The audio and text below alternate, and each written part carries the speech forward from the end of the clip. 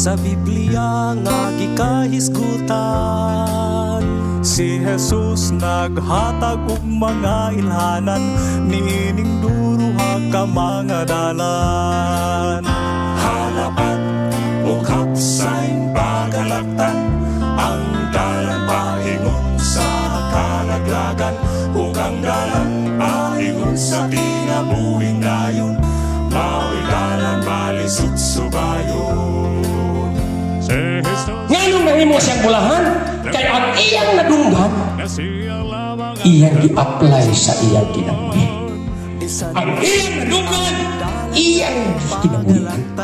Iyagayud kitang pagagiyahan. Hanapan o kapsaing pagalaktan, ang dalan paingon sa kalaglagan, ug ang dalan paingon sa kinabuhing dayon, mao'y dalan malisud subayon. Igsoon kung ikaw dunay pagduha-duha, ayaw kalimot pagampo kaniya. Ni Jesus dili kita niya pasagdan, ug maangko na to ang kadaugan.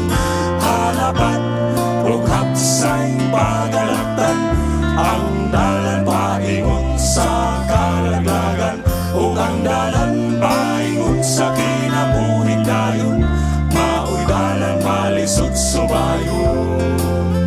Halapan o kapsaing pagalaktan, ang dalan paingon sa kalaglagan, ug ang dalan paingon sa kinabuhing dayon, malisud subayon.